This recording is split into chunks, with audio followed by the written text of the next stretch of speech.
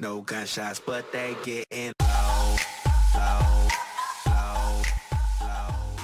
Hey guys, Compo here, and today I'm sorry I really haven't been uploading in a while. I've just had a lot of stuff to do. I actually had to do a fundraiser for cancer with my baseball, which we did it for this little boy named Jackson, and we raised a lot of money, and we're going to give to St. Jude's in his honor. So that was a lot of fun to do. I'm sorry I haven't been uploading. I've just been at a lot of my plate besides YouTube. But anyways, I'm going to be doing a $500 PC build. Hope you guys like it. This PC build should be able to play most games at 1080p medium to high settings. It's not really that good, but starting out, it's a really good computer for gaming and stuff like that. Editing and rendering, it's kind of on the iffy side there. I would save up and go spend something like $700 or even $650. Anywhere in there is a lot better than this price range.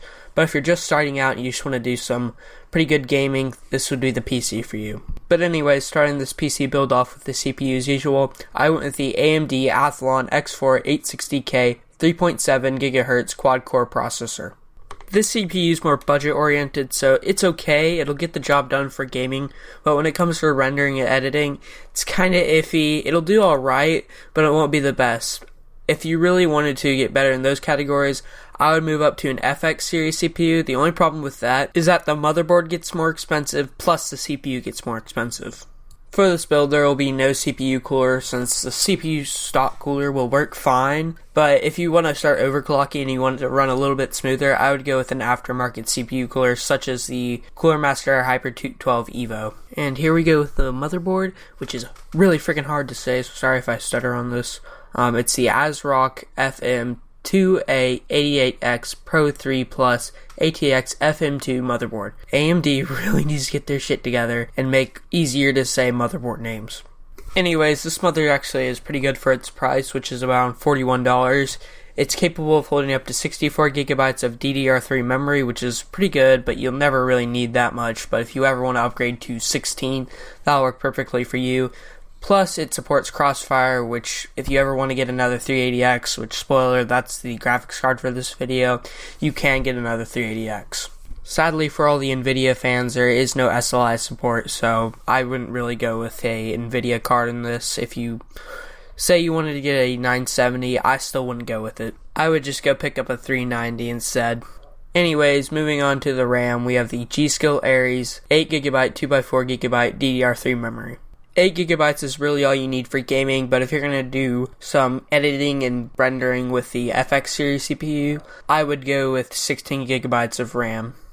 Storing all our games and hardware, we have the Western Digital Carrier Blue 1TB hard drive. Anyways, this hard drive stores 1TB, which is pretty good right now. You could go with 2TB, but really in this price range, all you need is 1TB. If you're going to be storing a lot of games and you're going to be storing videos and stuff, I would go with 2TB, especially since newer games are getting to be 60GB, which is a ton. 2TB may be worth it for you. For the gaming air build, I went with the XFX R9 380X 4GB video card. Not much to say about this GPU. It's really good for gaming for its price. I've used it in a couple of my other builds. This GPU will play most games at medium to high settings. It'll work really good for starting out, plus you can upgrade to a 390 later on.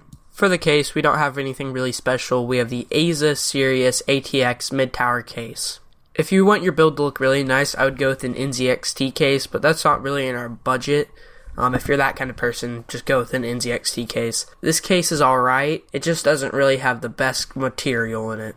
For the power supply, again, really nothing special. We have the EVGA 500 watt power supply. It is 80 plus Bronze certified, which is really good. We don't have to worry about it blowing up in your house or anything. But it's not modular, which kind of sucks. The cable management will look really bad. But for a budget, it works.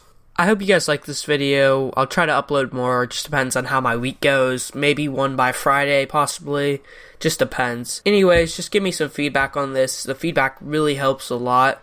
Chris, you're an asshole. Stop posting stupid comments. Give me some actual feedback on this. But anyways, leave a like, subscribe, whatever you guys want to. It really helps me out a lot whenever you guys do anything like that. Anyways, thanks for watching. Full sign.